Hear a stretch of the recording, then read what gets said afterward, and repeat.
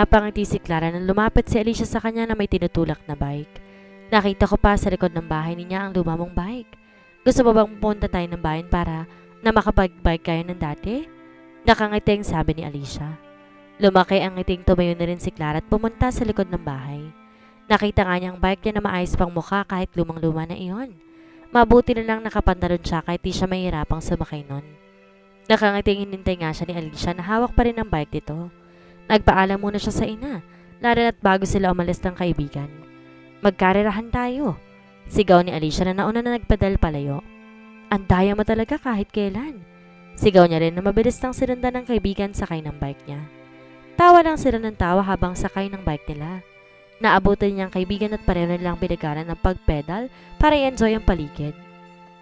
Napatawa pa siya na muntik ng madaanan ng bike niya ang malaking ebak ng kalabaw. Bigla rin namang nawala ang ngiti sa mga labi nang may maalalang eksena dahil doon. Bumalik sa isipan niya ang nanunudyong mukha ng batang si Adrian. Napahinga siya ng malalim.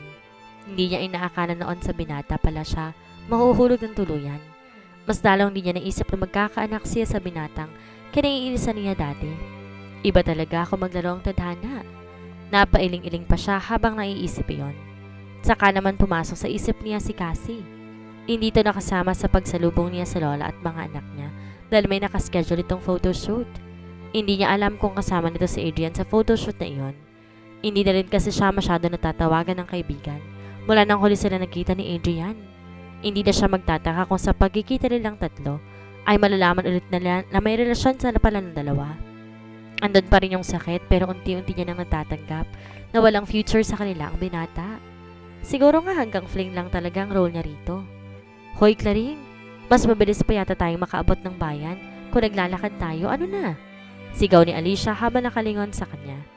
Di niya naman malay na iwanan na pala siya nito. Tumigil to sa peso nito para hintayin siya. Tsaka niya binilisan ng pagpedal ng bike. Yan, ganyan nga. Ang bilis mo nga magbike dati kahit hanggang sakong-sakong yung damit mo eh. Natatawang paalala pa ni Alicia sa kanya. Natawa rin siya na maalalang mukha niya dati. Pinaalala mo pa talaga ha? Humanda ka kapag naabutan kita. Sa sinabi niya, mabilis kumilos na ulit si Alicia para wag niyang maabutan. Malalakas na ulit ang tawanan nila kahit parang hingal kabayo na sila. Nakarating nga sila ng bayan na pawisan ng mukha. Wala siyang pakialam kung mukha na siyang dugyot dahil masaya siya habang nilibot ulit ng kaibigan ng bayan gaya ng mga bata pa sila. Bumisita rin sila sa library sa bayan pero hanggang labas lang sila dahil sarado yun kapag linggo. Nakaupo sila sa isang bench sa park habang kumakain ng sorbetes. Masaya ako, tandito na kayong lahat. Hindi na kayo malalayo sa amin. Makikita ko na lagi ang mga inaanak ko kung gugustuhin ko. Hindi siya agad nakaimik sa sinabi ng kaibigan. Wala pa siyang pinagsabihan kahit isa sa plano niyang pagbalik sa London, maliban kay Adrian, nang basa na lang niyang nasabi iyon dahil sa inis nito. Oh, bakit naman ang tahimik mo? Hindi ka ba masaya at makakasama mo rito ang mga anak mo? Kasama ng mama at lola mo. Ngumiti siya ng tipid. Hindi pa siya handang sabihin ang plano niya kahit kanino. Masaya ako syempre. Biglang tumahimik ito saglit. So, sasabihin mo na ba kay Adrian? Mas lalong sumeryoso ang boses ni Alicia at tinignan siya na parang nananan siya. Imbes sumagot agad, binuhos niyang atensyon sa ice cream na nagsisimula ng matunaw. I don't think sasabihin ko sa kanya. Si Alicia naman ang parang natigilan. What? Hindi ba't karapatan niya ng malaman ang tungkol sa ama nila? Hanggang kailan mo isasagot yung paglaki niyo saka ko ipapaintindi ang lahat? Yumuko siya. Sabihin mo na kay Adrian. Umaasa ako na yan ang dahilan kaya naisipan mong umuwi kayo dito. Karapatan din ng mga bata na malaman ko sino nga ang ama nila. Huwag mong ipagkait sa kanila yon. Pangumbinsa pang lalo ng kaibigan. Huminga siya ng malalim. Pinoprotektahan ko lang ang mga anak ko, Alicia. Kanino? Kay Adrian? Bakit? Aanuhin ba sila ni Adrian sa tingin mo? Ayoko silang masaktan. Ayoko magulo ang buhay nila. Sila bang ayaw mong masaktan o ikaw? Nagulo na ba ulit ang buhay mo dahil kay Adrian? May namagitan ba sa inyo uli? Sunod-sunod pa ang tanong nito. Biglang tumayo si Clara. Hindi pa siya handang makipag heart-to-heart talk sa kaibigan. Umuwi na tayo. Baka inahanap na ako ng mga bata. Paiwas na sagot niya. Hinawakan ni Alicia ang kamay niya bago pa siya makataliko dito. Kung hindi mo na kaya ang dinadala mo, andito lamang ako, okay? Malamlam ang mga mata ng kaibigan nang titigan siya. Niyakap niya ito bilang sagot. Thank you sa lahat-lahat. Pasensya kung hindi pa ako makapag-open up sa'yo. Ikaw ang una kong tatakbuhan kung hindi ko na talaga kaya. Mahigpit na niyakap na rin siya ng kaibigan. Bago pa dumilim, nakauwi na sila ni Alicia. Nagkakasiyahan pa rin sa kanila. Wala man lang yata ang naghanap sa kanila dahil enjoy na enjoy pa rin ng mga ito. Lalo pat kumakanta sa gitna si Cheska. Napangiti siya. Ang anak niya yun ang talagang malakas ng loob. Si Andrew tahimik na nakikipaglaro sa isa pang bata. Ang kambal nila ni Adrian ay parang silang dalawa lamang. Si Andrew nakamukha niya at si Cheska na babaeng version ni Adrian. Babalik sila agad ng mama niya sa Maynila kinabukasan. May kinuha siya makakasama ng lola niya sa bahay nito. Ipinaalam niya na sa mga anak na doon muna mga ito para samahan ng lola nila. Agad nang pumayag si Cheska dahil aliw daw ito sa lugar. Si Andrew nagpupumilit na sumama sa pag-uwi ng Maynila dahil miss na daw siya nito. Wala siya nagawa kundi isama nga ito pauwi ng Maynila. Sa kabilang banda, pinakita ni Adrian ang mga pictures sila for approval para sa edition ng collaboration na magazine nila next month. Hindi po pwedeng hindi siya dumalo dahil picture silang tatlo ni Giancarlo at Adrian ang nandun. Wala silang kasamang ibang head ng both companies since hindi pa naman yun formal meeting para sa edition ng magazine nila. 4 lang silang nagmi-meeting sa loob ng conference room. Sina Adrian, Giancarlo, ang mama niya at siya. Si Adrian ang nasa gitna at siyang nagpipresenta ng mga pictures sa malaking screen. May kanya-kanyang copies din sila sa mga pictures na iyon. Kanina pa niya naiiwasang mapatingin sa binata kaya nanatili ang mga mata niya sa mga larawang hawak habang nagsasalita ito sa harap. Kinakausap din siya paminsan-minsan na Giancarlo na nakaupo sa harapan niya at nakapagitan sa kanila ang malaking mesa. Maganda ang mga kuha nila. Dumagdag pa ang kakaibang effects na ginamit sa mga pictures. Isa-isa niyang tinignan ng mga iyon. Mukha nga silang nasa loob ng isang malaking palasyo. Mukha siyang rin na napapagitan ng 2 hari. Natigilan siya na makita niya ang pictures na silang 2 lamang ni Adrian. Mahiya ang sakit ng mga love teams sa mga kuha nila. Gusto niyang pamulahan ng mukha na may isang picture siyang nakita na parehong titig na titig sila sa isa't isa ng binata. Why am I not seeing your pictures nung nasa resort kayo? I thought there were pictures also inside the cave. Narinig na lang niya ang mama niya. Ang nagtanong maya-maya. Agad na napaangat ang tingin niya kay Adrian na nakatingin din pala sa kanya. Parehong para nag-uusap ang mga mata nila na halatang naaalala ang namagitan sa kanila sa resort na tinutukoy ng ina. Mabilis na ibinaba niya ulit ang tingin sa pictures na hawak niya. We decided to change it to royalty sim since makakasali na rin sa Giancarlo. We can still use those pictures though if magkakaroon tayo ng sizzling and hot team. Tumawa pa nang mahina ang binata sa biro nitong iyon. Napaangat ulit ang tingin ni Clara dito. I thought you deleted the pictures already. Napakamot ito sa mukha nito at iniiwas na ang mata sa kanya. I was just kidding. On the sizzling and hot team part, sumilayosan ulit ang mukha nito. Di na lang din siya umimik pa dahil parehong palipat-lipat na ang tingin ng mama niya at Giancarlo sa kanilang dalawa. Just check the pictures and tell me if meron kang gustong ipa-remove para hindi natin maisali sa magazine. Iniba na ni Adrian ang topic.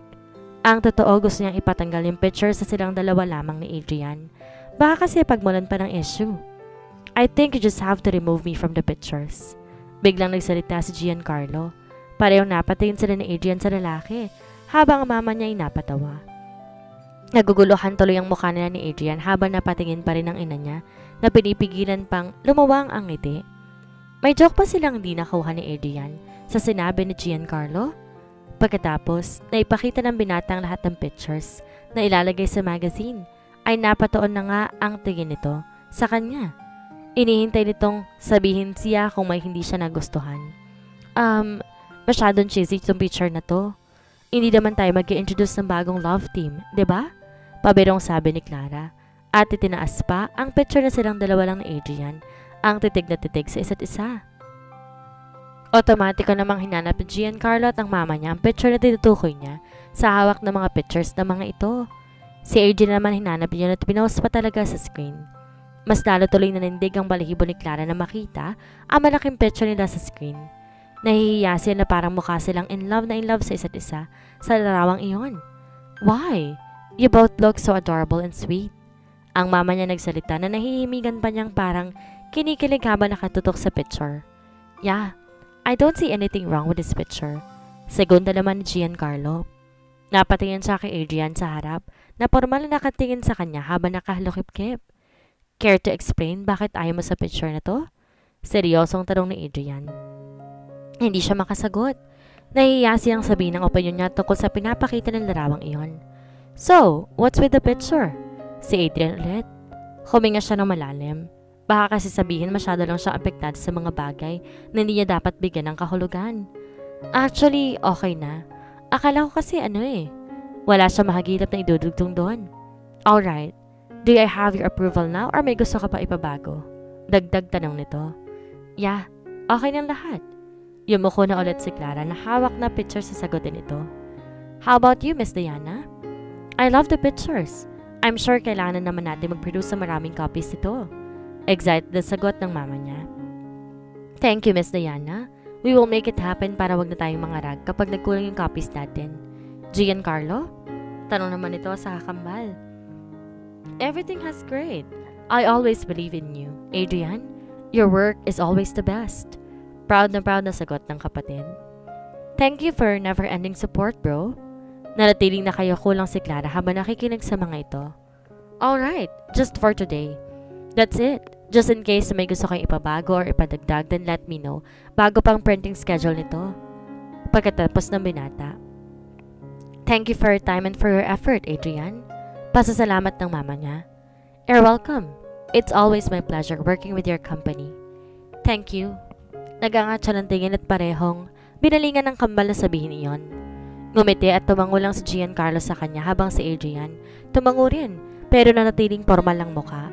Gusto na sana niyang tumayo at bumalik ng opisina pero alam niyang masyadong maharatang atat na siyang umalis doon. Nagpatawag pa kasi ang mama niya ng ibang staff para ihatid ang nakanda ng pagkain nila sa loob ng conference room. Nag-uusap ang magkapatid habang naghihintay sila sa kanilang pagkain. Biglang tumunog ang phone niya. Maagap na sinagot na iyon na makitang si Harold ang tumatawag. O Harold, nagtatakang sagot na dahil hindi naman ugali ng lalaki ang tumawag kapag working hours dahil masyado tong busy kapag ganong oras.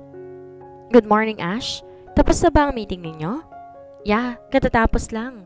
Okay, nasa conference room pa rin kayo? Yup, nasa loob ka ba ng building? Yes. Okay na bang pumunta ako dyan sa room? Sure, we're about to eat. Pumunta ka na. Alright. Mabilis sa ibinaba ni Clara ang phone. Parang excited ang boses ng lalaki. Nagulat pa siya na mapansing nakatutok na ang tingin ng tatlo sa kanya. Tumigil pala sa pag-uusap ang dalawa nang tumunog ang phone niya. Harold is here? Tanong ng mama niya. Tumango lang siya sa ina. Maya-maya ngay may kumatok sa pinto ng conference room at bumukas iyan pagkatapos. Nakita nila ang ngiting-ngiting si Harold. Good morning, everyone. Ngumiti na rin siya dito. Akman tatayo siya para sa lubungin ng lalaki. Nang papasok na ito naman laki ang mga mata niya. Nang biglang sumulpot galing sa likod nito ang isang bata. Ang anak niyang si Andrew. Para siyang naestado sa pagkakatayo nang tumakbo palapit sa kanyang anak at tiyakap siya sa mga binti. Mommy! Napadaan ako sa bahay mo. He was bored playing alone because Aling Cora was busy cleaning the house. Nagmamakaawa siyang sumama sa akin when he found out na pupunta ako dito. Nakangiting sabi ni Harold. Napakurap-kurap si Clara at dahan-dahan niyuko ang anak kahit parang hindi pa siya mahimasmasan sa pagkabigla. Natatakot siyang lingunin ang dalawa sa likod niya na parehong tahimik. Hi baby. Matipid nang umiti siya ng tignan ng anak. Whose kid is that cute little guy? Si Giancarlo ang tanong na alam niyang parang kukumpirmahin lamang ang narinig na tawag kanina sa kanya ni Andrew. Dahan-dahan siyang lumingon dito habang hawak sa kamay ang anak. Anak ko? Kay Giancarlo siya nakatingin. Akala ni Clara masasalubong niyang tingin ni Adrian. Pero, nanatiling nakatingin to kay Andrew. You never mentioned about... Gulat na tanong ni Giancarlo pero hindi na nito itinuloy ang sasabihin sana dahil nakatitig din ito ang bata. Sa katunayan, palipat-lipat ang tingin nito kay Giancarlo at kay Adrian. Hello, what's your name? Kinausap na ni Giancarlo ang anak niya. Kahit parang naguguluhan pa rin to. My name is Andrew po. Oh, cute name. Wait po, biglang sabi ng anak niya. Tsaka lumapit sa lolo nito na hindi rin makaimik. Nakikita rin niyang parang kinakabahan ng ina niya habang nakamasid lang sa mga pangyayari. Lola! Kinuha ng anak niya ang kamay ng mama niya para magmano, tsaka hinagkanto sa pisngi. Saka lang nito nahanap ulit ang boses. By the way, dinaan ko lang si Drew pero aalis na rin ako kasi may meeting ako sa isang client. Okay lang ba na iwan ko siya rito? Biglang nagsalita si Harold. Yeah, thank you sa paghatid. Yun lang ang nasabi niya dahil parang di pa rin niya alam kung anong gagawin, lalo pat wala pa rin siyang naririnig mula kay Adrian. Biglang lumapat ulit sa kanya si Andrew kaya't pinaupo niya ito sa upuan sa tabi niya. Titig na titig pa rin to kina Adrian at Giancarlo. Mommy, are they twins? Bumaling ito sa kanya. Narinig niya ang natutuwang pagtawa ni Giancarlo. Yes, cutie, we're twins. I am Tito Giancarlo and this is... Siniko nito si Adrian para ito na magsabi ng pangalan nito. Matagal bago nagsalita ang binata. Adrian, I'm Adrian. Wow! Cheska and I are also... Biglang kinausap ni Clara ang anak para hindi maituloy ang sasabihin. Kumain ka na ba? Yes po, but I'm hungry again. Sakto namang dumating na nga ang pagkain. Agad inasikaso niyang anak para makakain to. Hindi iilang beses niyang nakikitang nakatitig si Adrian sa bata. Si Giancarlo naman laging kinakausap ang anak niya na parang tuwang-tuwa rito. You look exactly like your mom. Masiyahing obserba ni Giancarlo. Ngumiti rin ang anak niya habang umunguya. Nagiging matabil ito kaya nagugulat siya. Tahimik kasing bata si Andrew, lalo pa sa mga bagong mukha. Napapatingin na rin ang ina niya sa kanya pero tiningnan niya kung okay lamang siya. Natapos sila sa pagkain nila at masayang nakikipag-usap pa rin ang anak niya kay Giancarlo. Si Adrian walang kangiting-iting, makikiabsorba lang. I love to draw too. I have many crayons at home. Would you like to see my drawings? Wow! Of course, I'm sure they're all amazing. Sagot naman ni Giancarlo. Tumigil ang bata sa pagsasalita at tumingin kay Adrian. Are you not feeling well po? Worried na tanong nito sa binata. Parang natauhan naman si Adrian sa malalim na pag-iisip. Why? Curious sa tanong ng binata. Cause you are tahimik. Maybe your mouth hurts. Inosenteng sabi nito. Bumunghalit ang tawa si Giancarlo. Si Adrian unti-unting napapangiti sa sinabi ng bata. No, I was just staring at you because you are so cute. Mommy looks so cute too. I look like mommy and I'm cute.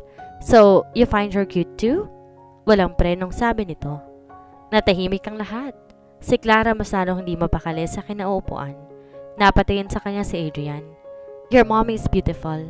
And not just cute even before, especially when you still had her curly hairs just like yours. Matagal na nagkatitigan lang silang dalawa ni Adrian. Biglang tumikim sa Giancarlo. Saka lang nila binawi ang tingin sa isa't isa. Mommy's hair is not curly. Pagtatama ni Andrew kay Adrian. Hindi kasi nakita ng anak niya ang kulot na buhok niya dati. Yup, it's not curly now. Matagal na napatitig ulit si Adrian sa kanya. Biglang napatingin naman ang anak niya sa harap. Mommy, is that you and Mr. Adrian? Tinuro nito ang picture nilang dalawa ng binata na nakabalandra pa rin pala sa screen. Tumango lang siya sa anak habang matipid ng ngumiti. Ayaw niyang magsalita dahil baka manginig lang ang boses niya dahil sa halong kaba at takot. Why call him Mr. Adrian and not Tito? Nagtatakang tanong ni Giancarlo. Ngumisi ang anak niya bago sumagot. Because he looks like Cheska's dad? Bumungis-ngis ulit ito. Nanlaki ang mata ni Clara sa sinabi ng anak. Pati ang mama niya parang ninerbiyos. Who is Cheska? Curious pang tanong ni Adrian. Bago pa man makasagot si Andrew, kinarga niya na ito at saka tumayo. I'm sorry but I have to take him to my office muna. Mauna na muna ako sa inyo. If you need anything, just let me know. Nagmamadaling paalam ni Clara na hindi na tumingin pa sa mga ito. Mabibilis sa mga hakbang niya habang karga ang anak palabas ng conference room. How old is her kid? Narinig pa niyang tanong ni Adrian at mama niya bago siya tuluyang nakalabas ng kwartong iyon. Inihingal talaga siya na maibaba ang anak sa loob ng elevator. Are you okay, Mom? Kanina pa pala siya pinagmamasa ng anak. Ngumiti siya ng tipid sa anak saka pinisil ang kamay nito. Mommy's fine, baby. Kinuha niya lang ang bag sa loob ng opisina niya at bababa na ulit sila para umalis. Hindi siya mapakali na nasa isang lugar lang ang mag-ama niya. Pinapanalangin niyang wag sanang maghinala si Adrian. Nagpadala na lang siya ng text sa mama niya na dadalhin niya muna sa mall at park ang anak para makapaglibang. Dinala niya muna sa isang park ang anak. Atin nga Antong tumakbo ng tumakbo habang nakaupo siya sa isang bench. Gusto sana niyang maipasal si Cheska, pero pinagpapasalamat niya rin na hindi muna niya isinama ang anak sa Maynila. Paano na lang kung nakita ito ni Adrian? Paano kung malaman itong kambal ang anak niya? Siguradong maghihinala ito. Hindi ka naghinala na nga ito ngayon? Napapitlag pa si Clara nang tumunog ang phone niya. Mas subikto ang kalooban niya na makitang si Adrian ang tumatawag. Hindi niya tuloy alam kung sasagutin niya iyon o hahayaan na lamang. Naisip niya baka maghinala pa ito kapag hindi niya sasagutin ng tawag. Yes? Where are you? Yun agad ang itinanong nito sa kanya. Napakunot noo siya. Ipinasyal ko ang anak ko. Where? Bakit? Mas lalo siyang kinabahan sa tanong nito. I see. Bukas ko na lang kukunin yan. Dinala ko na. Ihahatid ko na sana sa bahay mo. Pero wala ka raw doon, sabi ng mama mo. Mabuti na lang tumawag ako sa kanya bago ko pumunta doon. Iniwan mo na lang sana sa office or... Dala ko na nga. So, saan ba kayo? Napabuntong hininga si Clara dahil kahit ano yatang sasabihin niya, magpapumilit pa rin tong ihatid ang bag na dalalan nito. Sinabi niya na lang ang pangalan ng park kung nasaan sila ng anak. Saka naman ito ibinaba ng tuluyan ng phone. Di nga nagtagal dumating si Adrian na bitbit ang bag ng anak. Tumayo siya at kinuha yon para makaalis na ito kaagad. Pero imbes ibigay ang bag, umupo lang din ang binata sa isang bench. Hindi nito inaalis ang tingin sa anak niyang busy sa pakikipaglaro sa ibang bata. Yung boyfriend mo ba ngayon ang ama ng anak mo? Naratiling nakatingin to sa anak habang tinatanong siya. Naparanok siya bago sumagot. No, maikling sagot niya. Hindi niya na sinundan yung explanation or karagdagang detalye dahil hindi rin niya alam kung ano pang pagsisinungaling ang sasabihin niya. Si Mr. Bustamante bang boyfriend mo? Tumingin na to sa kanya habang nilagay sa upuan ng bag. Umupo na rin siya sa tabi ng lalaki. Hindi, nasa London nga. Tumangot-tango lamang ito. So, nagka-boyfriend ka kaagad nang dumating ka sa London? Nagtatakang napatingin siya rito. I was just assuming based on your kid's age. Yeah, nagpatianod na lamang din siya. Akala ni Clara aalis na ito pero sinamahan siya ng binata hanggang sa lumapit ang anak niya sa kanila. Hi, Mr. Adrian. Gulat na bati ng anak na makitang lalaki. Ngumiti si Adrian dito. You can just call me Tito Adrian. Umiling-iling ang bata. What do you want me to call then? Amused sa tanong ni Adrian. Nasamed si Clara sa sariling laway sa sinabi ng anak. Andrew, saway niya sa bata. Can I call you Daddy, Adrian? Akala niya matatawa si Adrian. Pero matabang nakatingin lang ito sa bata, tsaka pinisil lang masuyo ang pisngi nito. Yes, you may. Nakita niyang lumiwanag ang mukha ng anak. I cannot wait to tell Cheska about this. Excited na tumalon-talon pa ito. Who's Cheska again? Bago pa man mapigilan ni Clara ang anak sa sagot nito, bumuka na ang bibig ng bata. She is my sister. Natitigilang napatingin sa kanya si Adrian. You have 2 kids? Hindi makapaniwalang tanong pa nito. 7. Hindi niya na alam kung hanggang kailan niya maitatago ang lahat dito. Hanggang kailan itatago ni Clara kay Adrian ang mga anak nila? Masabi na kaya nito sa binata? Yan po ang ating aabangan sa susunod na kabanata.